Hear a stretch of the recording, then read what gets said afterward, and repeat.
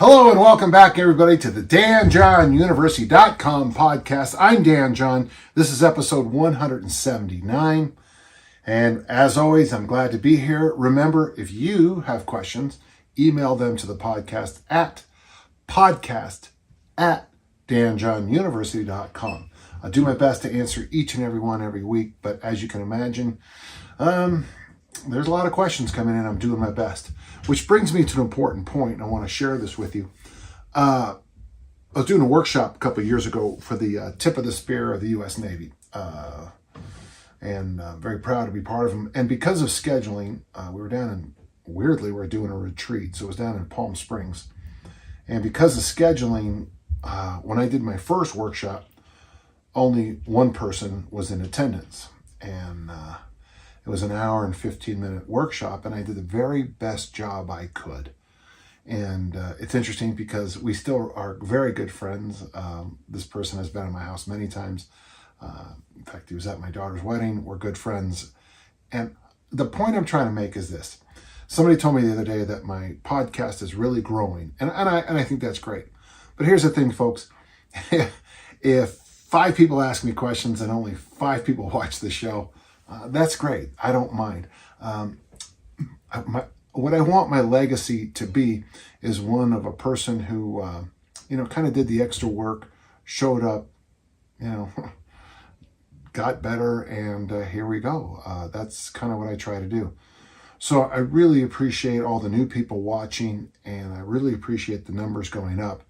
But I'm here for the people like myself, people who are trying to get better in the world of health, fitness, longevity, body composition, performance, and I'm here to help. So thanks so much, and it's an honor being here each and every week with you. Our first question comes from Chris, and Chris asks a question that's going to be difficult to answer because it's about a collision sport. When it comes to collision sports and collision occupations, injuries happen. But let's get into Chris's question. I've been following the NFL season, and I'm noticing that the blame for player injuries is often placed in the team's strength and conditioning program. Do you think this is fair? There are programs that are badly run, and they do hurt people in the weight room. I've always felt this, Chris, and it's a very simple thing. I think athletes get injured playing their sport. And in fact, it's going to sound odd. I'm okay if an athlete gets injured, playing their sport, in a game. I'm not okay with it, but what breaks my heart is when an athlete gets hurt in the off season, doing some stupid thing that some idiot trainer did, and all the idiot trainer wants to do is put that jersey on the wall or have the picture or the fist bump picture with the athlete. And they're not actually helping the athlete. In fact, there's an interesting thing happening in American sports, is that the athletes are showing up to preseason training in too good a shape. They're, you need some wiggle room to survive a long season. The NFL season now is 17 games. What idiot allowed at that level 17 football games? Yeah, and even the fans are picking up on it. It's like it's no fun to watch the last few games of the season because you haven't even heard of most of the quarterbacks because everyone in the league is injured. But let's move on. So can you blame it on the strength and conditioning program? You can, but it's not fair. It has to be a little bit more investigated than that. But I like your point. Does a good strength conditioning coach help prevent not only soft tissue injuries, hamstrings, etc.? Usually they can help, yeah. But also more serious injuries such as ACL tears. And whether the strength conditioning program is or not responsible, do you have any thoughts of why some teams seem to have more injuries than others? It's interesting because in our beautiful little inner circle, we've got some people with concussion issues and things like that. When I was young, we were told that we could prevent concussions by getting stronger necks. Man, I built my neck up, and then I was told to use my helmet as a weapon. And folks, I was literally told to use my helmet to inflict pain on the opponent, which of course is a problem because if you hit somebody with your helmet, the only thing that connects your helmet to your body is your neck, and that's a bad thing. When I work with people in the inner circle, especially the one person I'm thinking of, we had 2 or 3 follow-up phone calls, just one-on-ones, to talk about concussions. When it comes to things like concussions, that is part of the problem with collision sports and collision occupations. A buddy of mine is a Marine, and he talks about the reason he's hard of hearing is because the Marines provided him this when they shot artillery, and that wasn't good enough for him, I guess. When it comes to war and being a police officer, there's a statement that the enemy has a vote, and bad things can happen. If you play a sport like rugby or American football or any fighting sport, the enemy has a vote, and there is a chance you can be the best skilled fighter in the world and destroy a really good boxer. But if he's a one-punch Charlie, if he's a slugger, he connects on one and the fight's over and you lose. I don't know how to answer this question because it's difficult. One of the longest enduring athletes in National Football League history is a guy by the name of Tom Brady, and I really liked his book. I want to say it came out in 2016, and I'd like to say I should be able to point to it right now and find it, but that would be a little too convenient for this. But when Tom Brady's book came out, I thought it was a good book, and I was literally attacked online on this same kind of thing, the internets, for liking what I read in Tom Brady's book. Well, I liked the fact that he emphasized sleep. I liked the fact that he ate a lot of vegetables. I liked the fact that he worried about mobility. He calls it plasticity. I don't have an issue with an elite athlete using bands. If I could get away with bands as an elite athlete, as a discus thrower or a Highland gamer, I'd use more bands. We use bands in the weight room all the time, chains and bands all the time for acceleration training. And, but I don't know why the big knock on it. He spends more time than anybody else worried about things. He does all kinds of really interesting self-massage stuff. And yeah, I guess, and yeah, he drinks weird foods and eats weird stuff, and I get it. But damn it, you got to look at the guy's longevity, look at his success. And that's something I do sometimes is, even if I roundly disagree with something, if it's working, I stop, reboot my engines, take my ego, pull it out for a minute, put it on the thing here and think about it. I can actually circle some NFL. I know of a Super Bowl where the strength coach cost them the game. I do know that. They were doing heavy maxes the week of the Super Bowl. I don't know about that. I see it in high school a lot. You see teams that focus a lot on the power lifts towards the end of the season. They have a different kind of, sometimes you just need to, in track and field, and this is from the great strength coach, Richard Marks, you have to let your strength levels come down so all your other qualities can now explode.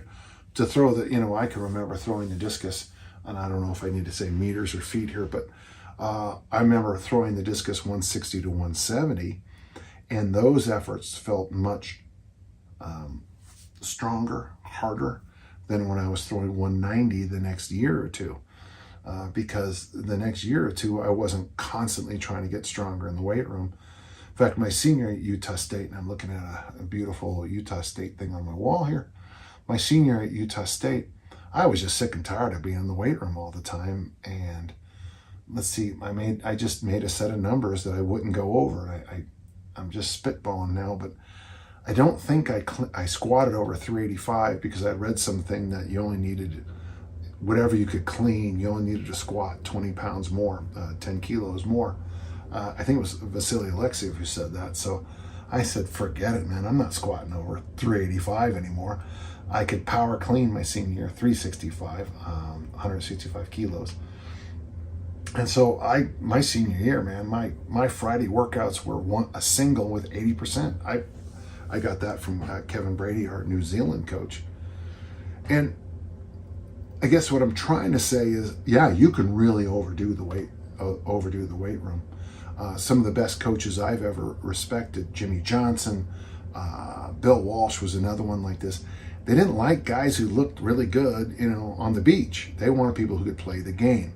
And the problem is, very often we fall in love with the guys who look good on the beach. They've got the big powerlifting numbers on the wall, but on the field of play, they don't work well. There are some exercises that I think carry over to every sport, and this is to answer your question finally, Chris. I had a great conversation today with Tim Anderson. We both talked about the value of hill sprints. As I say in Easy Strength Omnibook, I've never had an athlete get hurt running down a hill. Running up a hill, but I did have one idiot get hurt running down. That was me. With hill sprints, there's oddly very little load on the body, and yet you get that explosive hinge on almost every step. So if I'm working on a program trying to get people in shape now, I'm thinking more about work capacity, so more farmer walks in training, more hill sprints in training, more big global exercises. For example, most people aren't going to overload the overhead squat or the front squat. So I stick to those more in season now, because I know that the movement is going to ratchet down the athlete's ability to cheat around it. What I have to do is go online and look at the squats you see sometimes the high school kids doing, and they're going extremely heavy. I just got a video of a boy doing a squat, and I'm like, that it was a good morning followed by an 8th squat, followed by he and the spotter smashing into the rack. I mean, for safety, I worry about fingers, getting caught between metal there. So yeah, can you blame the strength conditioning coach? Yeah, I wouldn't say blame, but the strength conditioning coach can be part of the problem. Very often, the head coaches are part of the problem. The best head coaches I know seem to stick around a long time, and they understand the importance of strength conditioning, but they look at other numbers too. And of course, the most important number to look at is wins and losses. You'll notice a lot of great coaches, their concept of what goes on in the weight room, in the conditioning area is, that's enough. Let's get back and let's work on what's important. And that's the $1 million clue to high level performance. What's important? There's that old little thing, WIN. What's important now? And it's it was a cliche there for a long time, but there's still some reality to it. I mean, you show up with the strongest team in the history of American football, but your athletes don't know what to do after a safety, or can't line up correctly on a kickoff, or don't know you're supposed to have 7 men on the line of scrimmage. Well, yeah, you're strong, but you're not going to win any games. So yeah, you have to have that balance. So I hope that helped. I know I rambled a little bit, but I'm a rambling guy. Thank you, Chris. Good question. We got a question from Dan. I recall you having said in the past that you played adult flag football some time ago. Yeah, I played it for a long time. I was in my 50s when I retired. A good friend of mine runs the flag football program in our town and continually reminds me about coming out to play. I have not played football in over 30 years. By the way, Tim Anderson's playing football again, which I think is hilarious. I currently run a form of easy strength. I only have access to kettlebells at the moment, 3 days per week, in addition to your prescription of push, pull, squat, hinge, carry. I like this. What additional prescriptions for any kind of work would you propose for a 49-year-old male who is tempted to get out there and run himself into the ground on a dozen Sundays in the spring? I think the most important thing for you to do is in flag football leagues, it's going to be locomotion, but let's make sure we're clear. You're going to have to practice backpedaling and sidestepping, and when you do these things, you got to be very good about moving your hips. So when you backpedal and then you cross over to go that way, backpedal and make sure those explosive hips come around. So you're going to need to practice backpedaling. swiveling the hips, hip movements. You're also going to have to practice.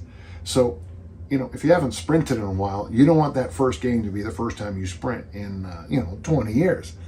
So you're going to have to do some sprinting. You're going to do some backpedaling. You're going to have to do some swivel hip work. You also have to do, remember, American football is deceleration. It's a deceleration spot. You go this way and then you go that way. So you got to be able to stop, as we say in the cliche, stop on a dime and go the other way.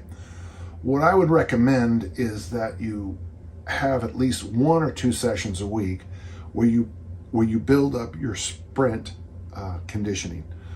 It might be worth your time to pay a high school track and field coach to walk you through some basic sprinting drills.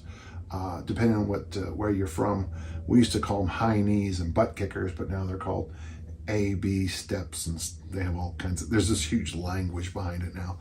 And I get it. That's fine, I mean, whatever you want to call it. I would suggest doing hill sprints. I would suggest doing stadium steps if appropriate. Probably dragging some sleds if appropriate, because you've got to make sure first that you're in some kind of shape at those high ends of speed. I would say at least once or twice a week, you're going to have to work on your speed. I don't know if you can still find the work of Barry Ross online.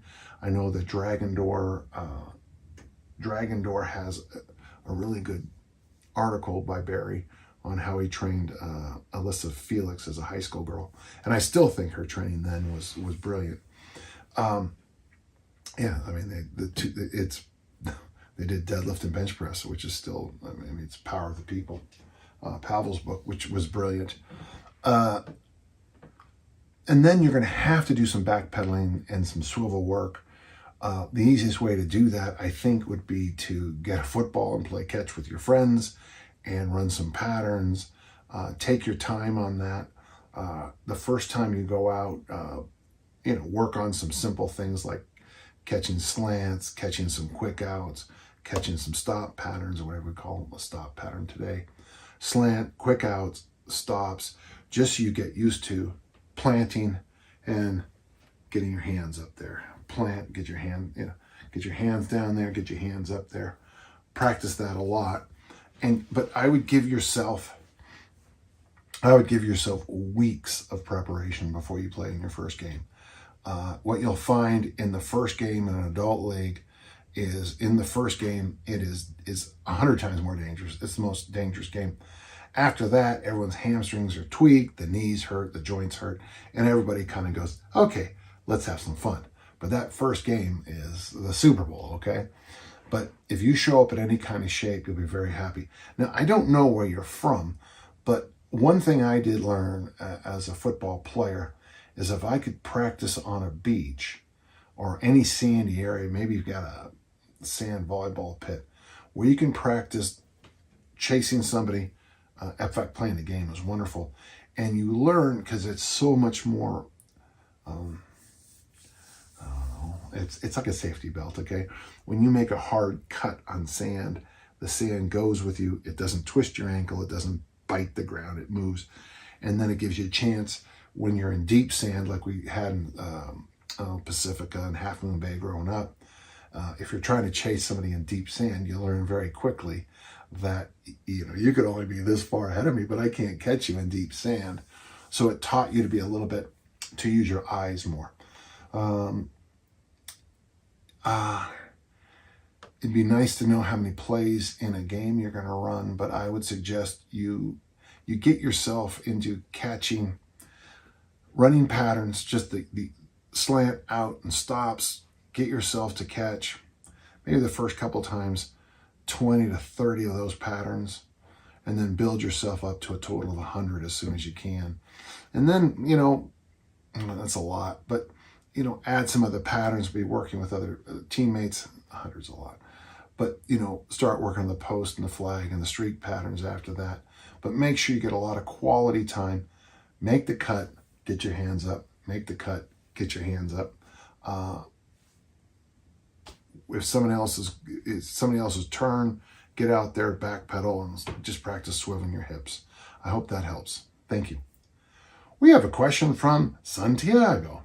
Recently came across the hybrid athlete concept, someone who is able to lift heavy and run far at the same time, and it is fascinating. What are your thoughts about it, and how could you structure a week of training to make that possible? Well, Santiago, I mean, this is the holy grail of what we try to do in strength and conditioning. I mean, I want an athlete who can run a marathon and deadlift 1,000 pounds, and good for me if I can do that. This is one of the reasons I'm such a big fan of the Olympic lifts, is when I was Olympic lifting, I got a call at 3 a.m. from a woman I worked with. And it's a good thing she was attractive, because I wouldn't have done it. And she was sort of in tears, is that at 6 a.m, they needed a 10th person for something called a centipede, which is a 10-person, you had to stay connected by a rope and run a 10K. Well, the joke, of course, is it was 3 a.m, but don't worry, I'd gotten in at 2. And so I said, yeah, I'll be there. And, I think I don't remember if I went back to sleep, but I got up, put on shoes, the best shoes I could find for running, and then joined the centipede and ran a 10K race. And I was fine. These were all people who trained for running, and then the guy who Olympic lifted. But the nice thing about Olympic lifting is it gives you a certain level of conditioning. So step one, I think you need to do in the weight room full body movements. If you're a kettlebeller, I think it would be the snatch. It'd be that armor building, workout, the double clean, the press, the 3 front squats, that old standby. But you have to do whole body workouts. When you do the Olympic lifts, snatch, clean and jerk, front squats, maybe some pressing, you get into a very odd kind of conditioning. Now, I just had a meet a couple of weeks ago, and I've been doing presses and hip thrusts and some other stuff because I wanted to turn my engine off. I've had some personal issues. I wanted to turn my engine off for a few weeks. And one of the things I've noticed is that my conditioning has dropped. So the first thing I'd recommend is up to 3 days a week, anywhere from half an hour to 45 minutes of whole body workouts. I see a hand go out in the back. Yes. Can you do it with the standard push, pull, hinge, squat, loaded carry? Well, sure. You could, and I have no issues with that. But you're going to have to you have to wean yourself off the traditional bro workout of 85 different press variations, some curls, 1/8 squats, forget the deadlift, and no farmer walks.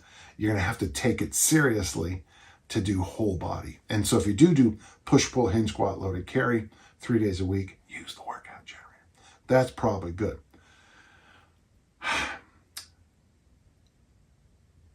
One day on the weekend, you're going to have to do something we used to call LSD, long, slow distance. It doesn't, you have to be careful about that word slow. It just basically doesn't mean you're not going to sprint whatever you can do. Now, I think doing triathlons makes sense. In fact, we used to do a thing called the Dan John triathlon. It was a joke. But it was, see if I can remember this. You had to swim a certain number of laps in the pool, and then we got on a exercycle and had to go a certain distance on the exercycle, and then we went on a treadmill. This is Utah winter, it doesn't work great. And then you had to go so far on the treadmill. And it was nothing huge, and we'd always just say, okay, today we're going to do 20, in swimming, a length is this and a lap is that. So we're going to do 20 laps in the pool. We're going to do 10 miles on the exercycle and 1 mile on the treadmill. And that's not very much. But what was cool about it is you're kind of racing each other, kind of a joke. I think something like that would be a good idea. Now, if you decide just to do one thing like run or cycle, I'd still like to use other cardiovascular conditioning during the week. So 3 whole body workouts a week. This one day we do something long, slow. Obviously, for anyone who's a runner listening, they're going, he thinks a 1 mile treadmill is long. Well, no, it's not. But we were trying to do stuff like that in about an hour or an hour and 15 minutes or something like that. It was I barely remember. Well, actually, that's pretty close. The idea was we put it against a hard time.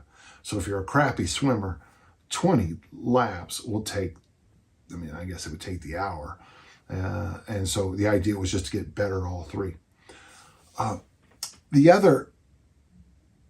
So let's make that the Saturday. If you want to do a bagel, 10K bagel run, or whenever you get the free t-shirt and you know, raise money for something, that's fine too.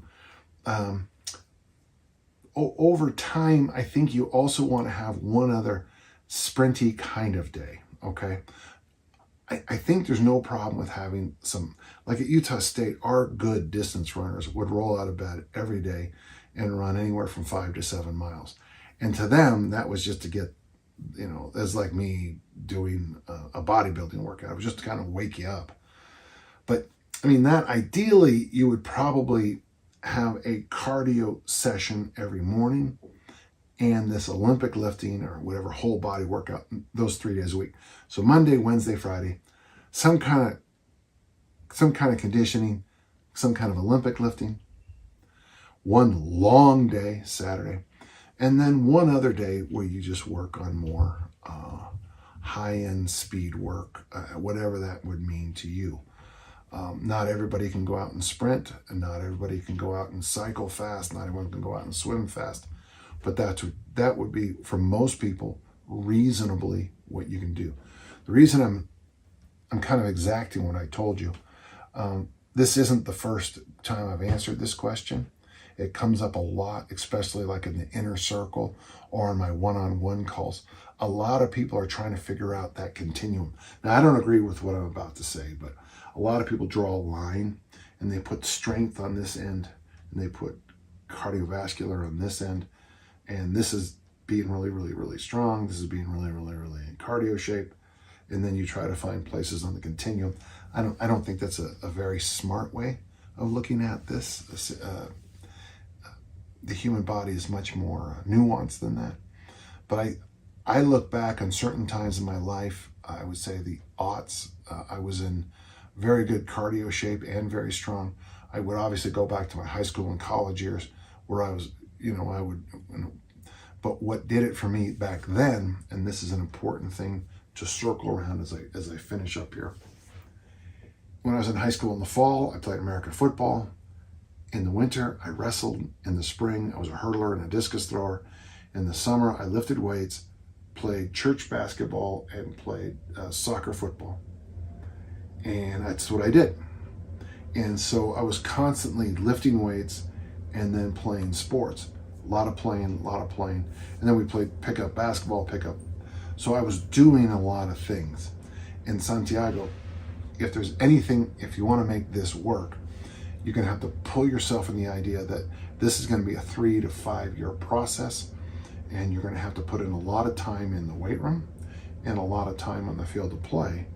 But I think overall, you'll be very happy you did it. Okay, thank you. Good question. We got a question from Jeff.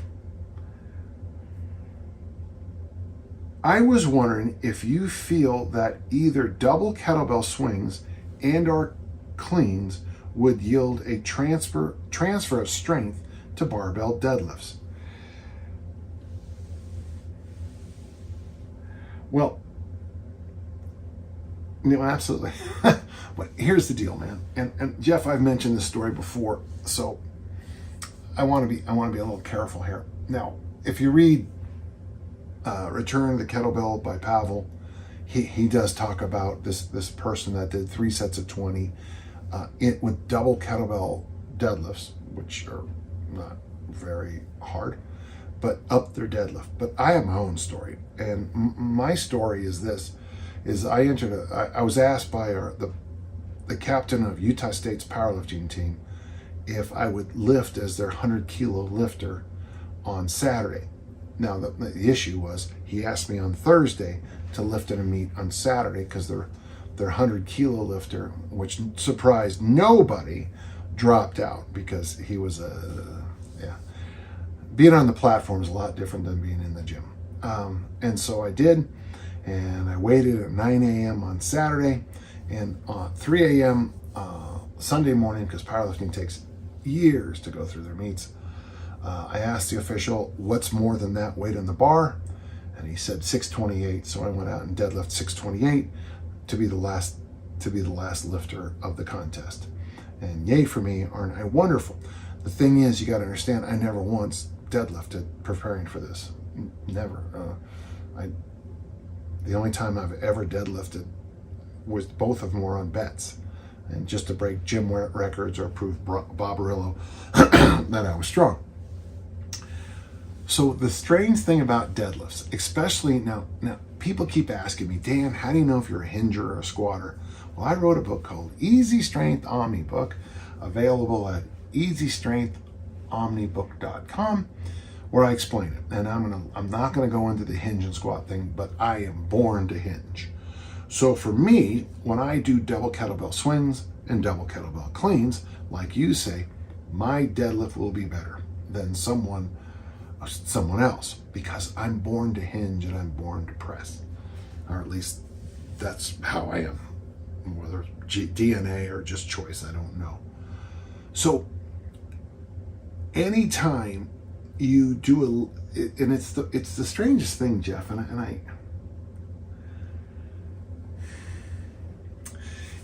and I see it all the time in sports, especially in my field, is we call it the what the heck effect, where you'll do this thing and you'll improve that thing. You know, there's a picture of me, and it's in Enter the Kettlebell. And I have this look of absolute shock. It's when I added 70 feet to my javelin personal record. And afterwards, people asked me what the secret was. And honestly, the secret was, I was teaching kettlebell certs, and so I was trying to stay in shape for kettlebell certs. So I was doing lots of kettlebell work. I was doing all these strange mobility exercises with the kettlebell. It was right after I came up with the goblet squat. I was doing these halos and all these different things just to prepare myself to work at certs. I was doing a lot of snatches so I could pass the thing at certs, because my good friend Brett Jones always thought I needed to do the snatch test. So every time we met together, I snatch test. So I was always in shape to do the snatch test. I was doing kettlebells every day. Sure, I still was weightlifting, but I wasn't weightlifting that much. So when I got to that track meet, I rolled down the runway, ruined my shoelace, kept my hands high, whipped that thing, and it was gone. It was just a shockingly beautiful throw. Why? I don't know. So sometimes superior performance comes from the least logical directions. Sometimes you'll watch a team play completely over their head and just be better that day against a clearly better team. In our world of strength, sometimes you just can't make these straight lines, even though I guarantee most of our listeners want me to say that. If you bench press 5 times a week, 3 sets of 3, your bench press will go up, bum, bum, bum, bum, bum. We all love it. We all love this illusion of linear improvement, but rarely in life does it ever happen. For those of you who are in relationships, most of the time, people just kind of bump in relationships. They kind of bumped into each other, or they just met somewhere very randomly. Harry Met Sally is a real testament to that whole idea. In the same way, in our weight room life, sometimes you just improve. So yes, I think that the double kettlebell swings and the double kettlebell cleans will carry over, and not just to a better deadlift, but probably even better Olympic lifting. One of the things I like about kettlebells is that I can get a lot more volume with kettlebell cleans and kettlebell swings than I can with the Olympic. Well, obviously you can't swing a barbell, but I get in all that extra high reps, which at some level seems to help. So to answer your question, I think it does. I think it does. I think there is a carryover here, and I know I've paused a few times, but it's kind of like when I see a baby smile, why do I just glow? Well, I could probably figure it out, but I just glow when I see a baby smile. Or puppies. Golden Retriever puppies make me happy, okay? Why? I don't know. So sometimes when it comes to high-level performance, it's kind of like, why do Golden Retriever puppies make Danny happy? It's like, I don't know, but it does, so that's good enough for us. And that's an important thing. Put that in your hat. Sometimes things work because they work. And if you think too hard about it, you might take away the magic that makes it work. It's a good question. I appreciate it quite a bit, okay? Okay, so Josh has a question. He says, I'm a former powerlifter who switched to kettlebells full-time over the pandemic. While I love the combined strength and conditioning benefits of kettlebells, that's an ongoing theme in this podcast. Not to mention the awesome hypertrophy effects, the itch to push myself and lift heavier has started to return. In your opinion, is it worth to work towards something like double 56, 68 kilogram overhead press? Or is it that kind of heavy lifting straying too far from the most effective use of kettlebells?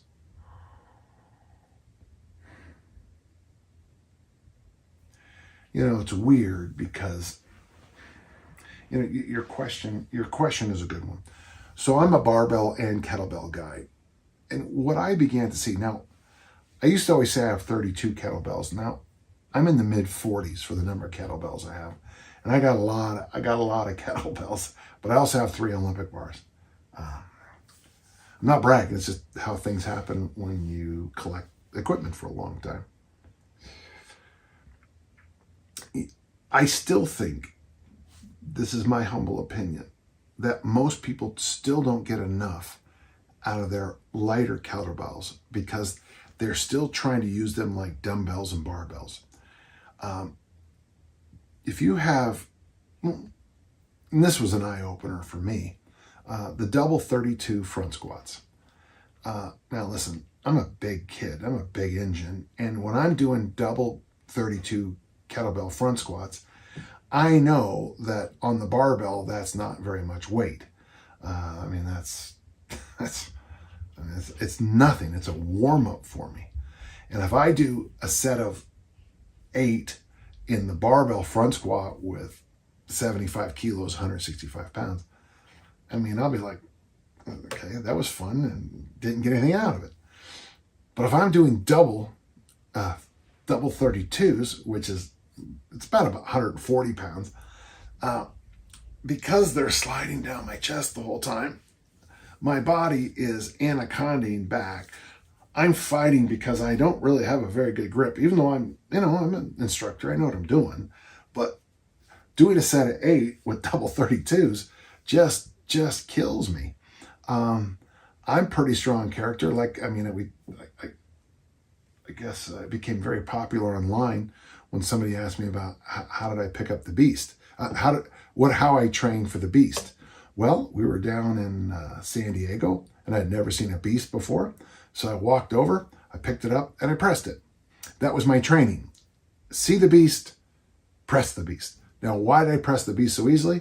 All those years in the weight room, all those years with barbells. I was also to a point in my career where I had exhausted myself with what I could get with the barbells. Now, I mean, you guys can, rip on me all you want, but in competition, I've snatched 314 pounds, 142.5 kilos. I've done 175 kilos in the clean and jerk many times, 385. Bigger, Faster, Stronger has a video of me jerking 175 kilos, 385 for 5 reps. That's pretty strong, folks. I've squatted big, I've deadlifted big. But I was also at the point in my career when I moved, fortunately kettlebells came by, that I wasn't getting any benefits from going heavier and heavier and heavier with the barbell. There is that whole idea of economics where enough is enough. And I had hit that. So when I slid over to kettlebells, I used kettlebells, and I'm kind of proud of this. I used kettlebells as the tool of kettlebells. I broke my brain of trying to do like barbell thinking with it. And by the way, the power lifts and the Olympic lifts, and I'm going to throw in the clean and press with the Olympic lifts, those 6 lifts. If you need to develop an athlete at the highest levels, boy, those 6 lifts, squat, bench, deadlift, clean and press, snatch, clean and jerk, it's money.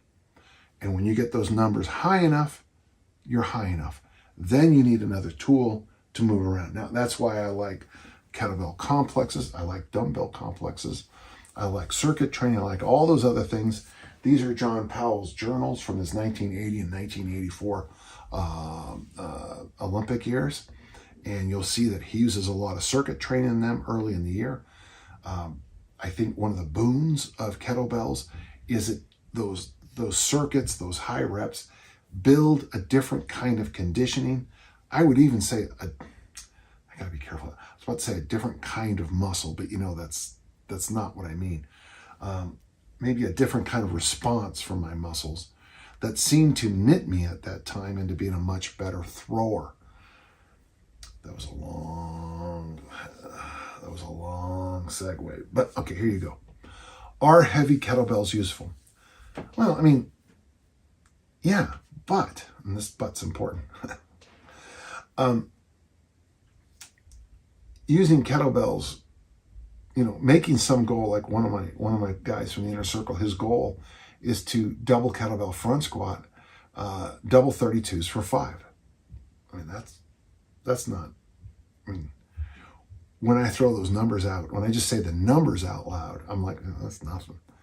However, when you've got those double kettlebell 32s on your chest and you're pumping out those reps, there's a magical thing that seems to happen to your body. So, is it valuable to get heavier kettlebells? I would say no, because most people who get any kettlebell over the 48, they just turn into doorstops. Very few people use them. I've been to kettlebell workshops where they've had the big ones out, and they just become circus tricks. People just play with them. I'm still convinced that if you're a male and all you had was a 24, a 20, or even a 16, and you took it seriously, you could have amazing progress, amazing success. In the same way, if all you had was a standard 310-pound barbell set, the 140 kilos set, and you took it seriously, that's all you would ever need. In my book, Easy Strength Omni book, I talk about, you know, the day you can take your barbell set and clean and press it, 140 kilos, 308, snatch it and clean and jerk it, then you should consider looking at something else. I'll tell you that, man. Those are 3 good lifts. The only one I haven't done would be the press. I've only pressed 300 pounds, which is 137 or 38 kilos. 2 kilos shy. But there are so many things you can do with the kettlebell tool as it's designed to be, that I like the idea of having a limited number of kettlebells. And I know I've got in the 40s, I get that, because people give them to me. If all you had was the 16, the 24, and the 32, the original 3, you could do some marvelous things. As you go heavier and heavier and heavier, you'll find the use of them is less and less and less. And that's just something I think is valuable. It's interesting to hear people at the certs who've been around a while, and they'll just kind of stop and say, I mean, this is a lot of the master and senior instructors. I was doing all this stuff, and then I just went back to, Dr. Mark Chang said to me one time, he goes, and I just went back to the program minimum, which is like 2 days a week of swings and 2 days a week of Turkish get-ups, with kind of a very jazzy, do whatever you feel like feel to them. I remember thinking, now, is that a perfect program? Well, when he said that sentence to me at that time, it was a perfect program for him. If I said, I just want you to do swings, goblet squats, and half kneeling presses for a couple of months, for the person I'm telling to do that, that might be a perfect program for them for a couple of months. So I guess my answer is this. Are heavy kettlebells valuable?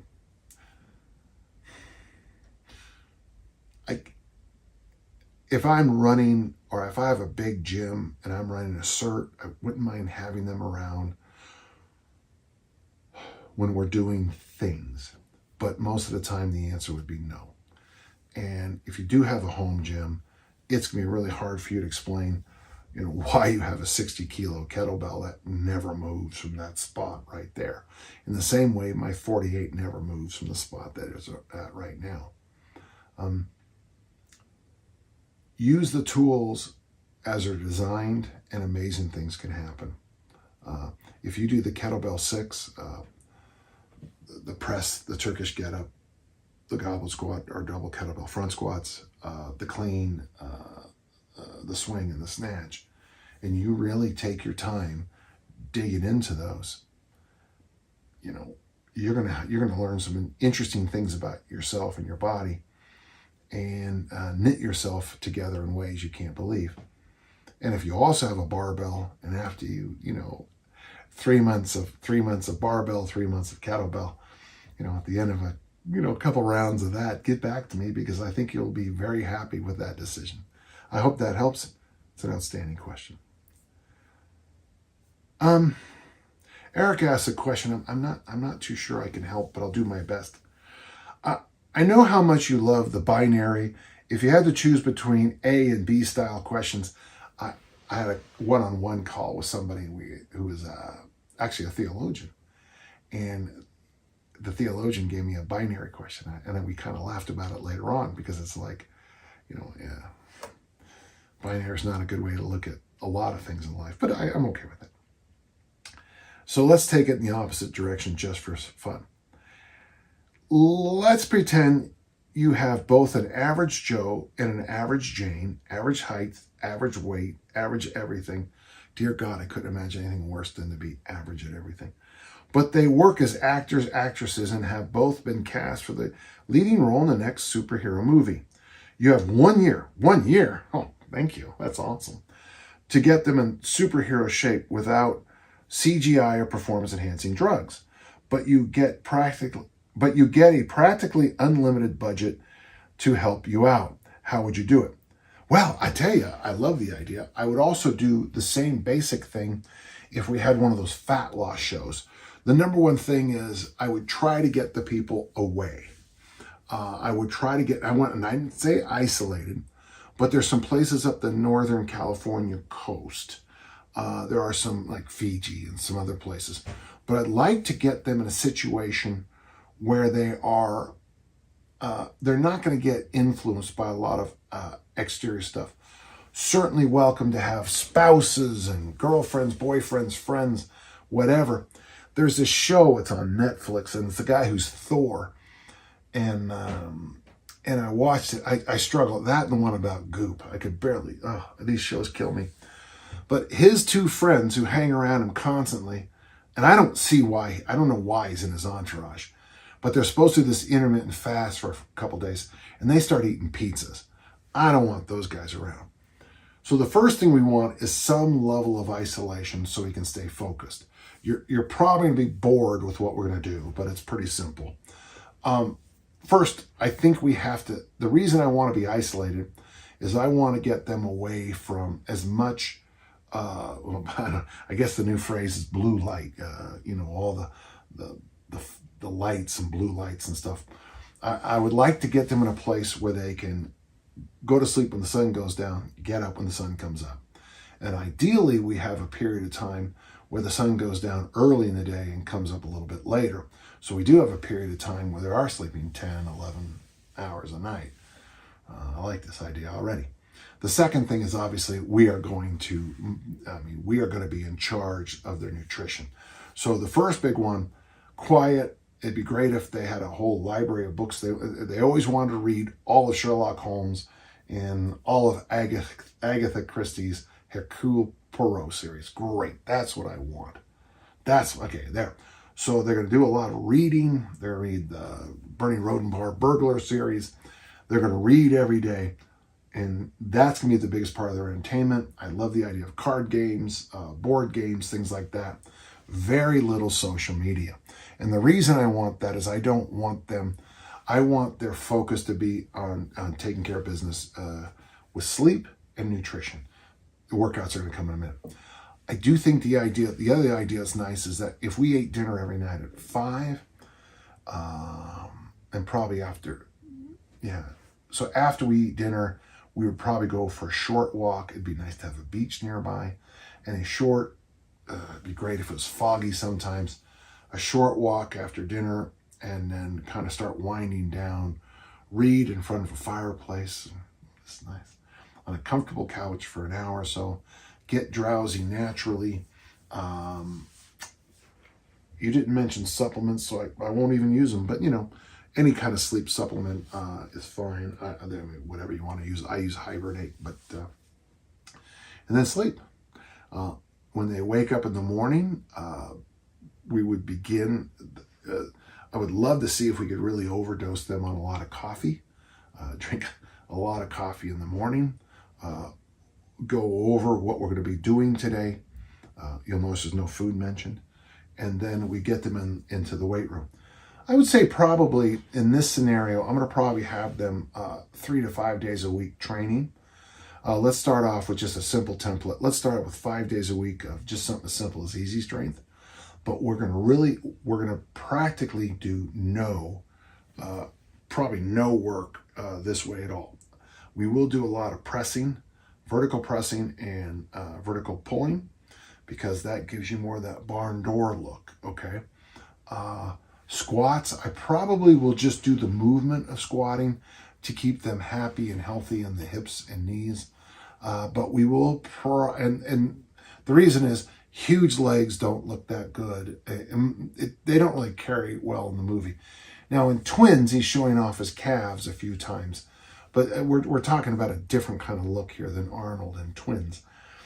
So a lot of pressing. We're going to try to expand this area here. Now, if I could be talked into incline bench presses, they work for me as a youth, but I still would like to get to see the vertical press and the vertical pull, because I'm trying to stretch out this area. I want this wide and I want the ab wall narrow.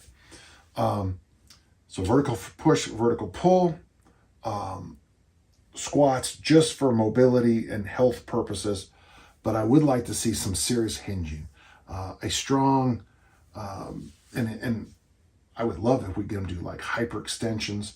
I would certainly call in Brett Contreras, because we would be doing hip thrusts, and 2 days a week it would be buns and guns like we do here at the gym. Just take those hip thrusts, that deficit deadlift, and I would even, if we could, make it work hyperextensions and really get that lower back and butt just rocking. Not only because it looks good when people are walking away, but because it also seems to support a narrower waist. For ab work, we would do hang and bring the knees up, bent knees up, and the ab wheel. After a very tight workout, probably 15 to 30 minutes, then we go back to that beach. And it'd be great if breakfast was 2.5 miles away on that beach, and they would walk to breakfast, they would eat breakfast. Breakfast would be a combination of like what I eat. Eggs, salmon. I eat lox for breakfast almost every day. Kimchi, I eat sauerkraut. It'd be great to have a couple of just straight up normal vegetables. I would stay pretty hard away from this, but to literally just fill them up. I eat an oatmeal that's got lots of seeds in it. So I have oatmeal with 3 different variations of seeds: chia, flax, and who can forget the other one?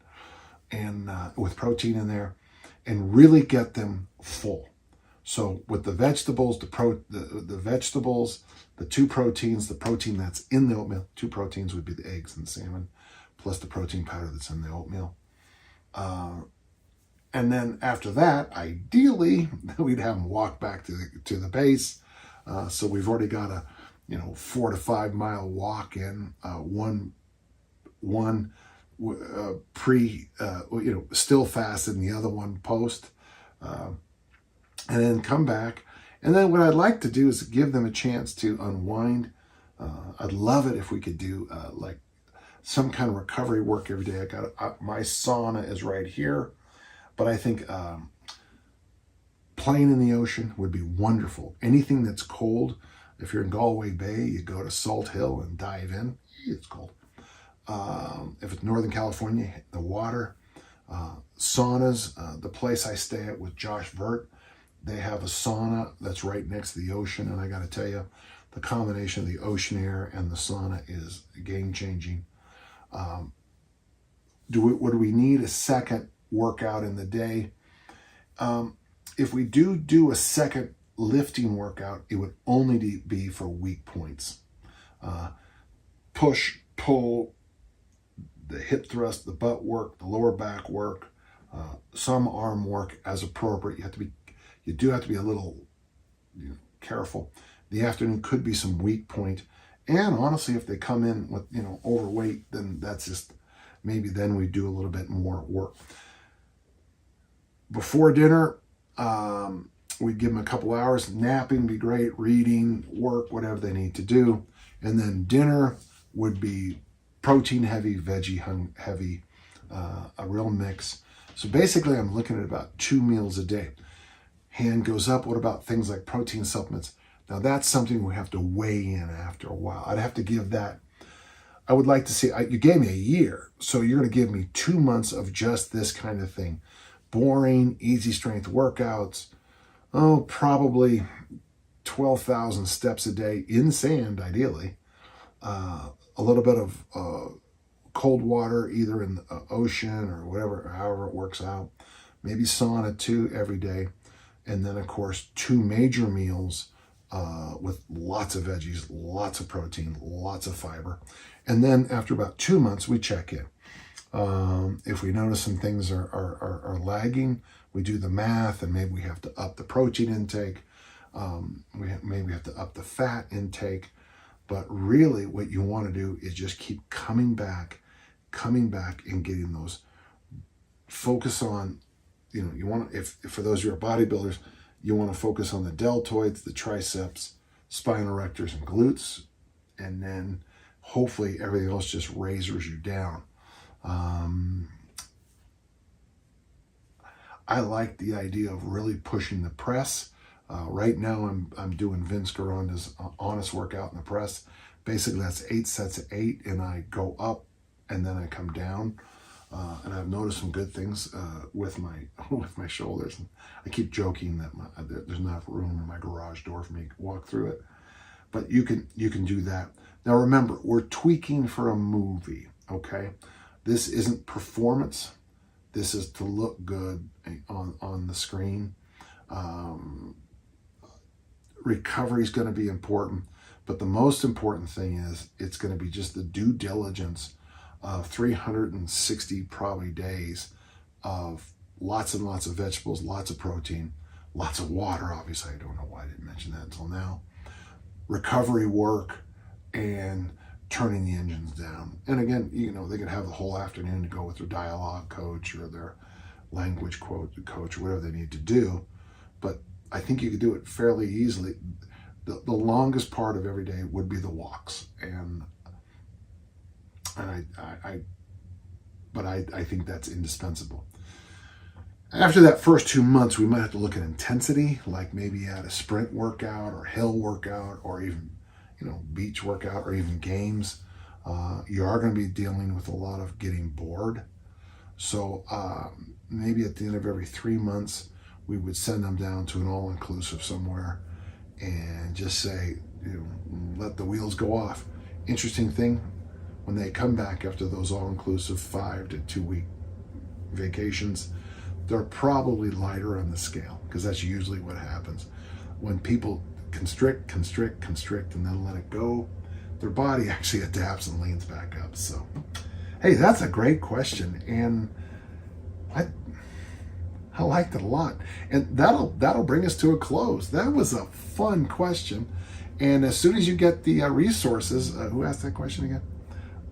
Eric. As soon as you get the resources there, Eric, so that we can actually train someone like this, we'll do it, okay? Thank you, Eric. And thank you for all the questions today. Remember, if you have a question, podcast@danjohnuniversity.com. I'll do my best to answer each and every one. And, until next time, let's all keep on lifting and learning. Thank you so much.